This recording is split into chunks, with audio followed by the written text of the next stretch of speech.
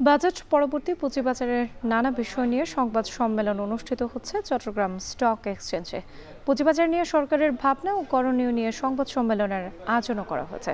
সেখান থেকে সরাসরি যুক্ত হচ্ছেন শোয়েব রহমান। শোয়েব, পুঁজিবাজার নিয়ে কি ধরনের প্রত্যাশা দেখছেন?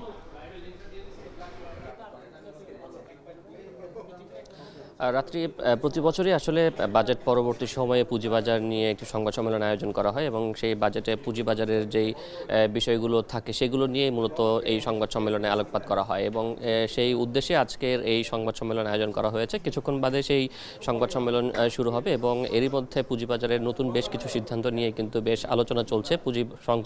পুঁজিবাজার সংশ্লিষ্ট যারা রয়েছেন এবং একই সাথে বিনিয়োগকারী যারা রয়েছেন তাদের মধ্যে কিন্তু মিশ্র প্রতিক্রিয়া দেখা দিয়েছে।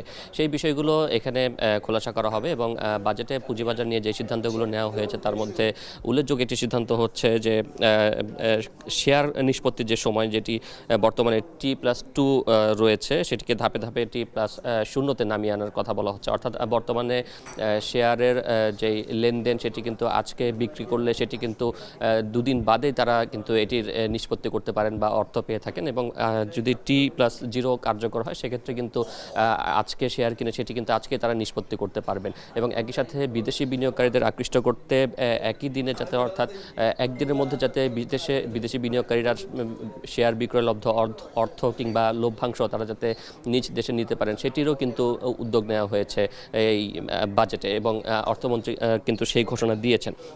এবং এই বিষয়গুলোকে নিয়ে কিন্তু শেয়ার বাজার সংশ্লিষ্ট যারা রয়েছেন তারা আশা প্রকাশ করছেন যে এর মাধ্যমে শেয়ার বাজারের যে বিনিয়োগকারীদের আস্থা সেটি ফিরে আসবে এবং বিদেশি বিনিয়োগ কিন্তু আকৃষ্ট হবে।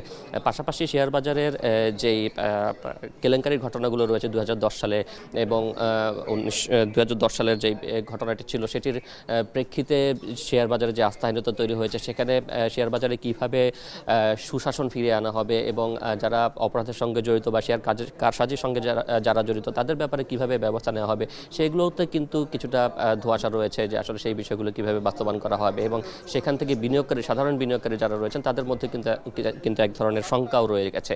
তো এই মিশ্র প্রতিক্রিয়া নিয়ে মূলত এই যে সংবাদ সম্মেলন সেই সংবাদ সম্মেলনটির আয়োজন করা হয়েছে এবং সেখানে আগামী দিনে শেয়ার বাজারে কিভাবে আস্থা ফেরানো হবে, শেয়ার বাজারে বিনিয়োগকারীরা কিভাবে লাভবান হবেন বা কিভাবে তাদের জন্য সরকার পদক্ষেপ নিচ্ছে, কিভাবে তাদের লভ্যাংশ যথাযথ উপায়ে প্রদান করা হবে সেই বিষয়গুলো নিয়েই কিন্তু এই সংবাদ সম্মেলন আয়োজন হবে এবং কিছুক্ষণ বাদে সেই সংবাদ সম্মেলনটি শুরু হবে রাত্রি।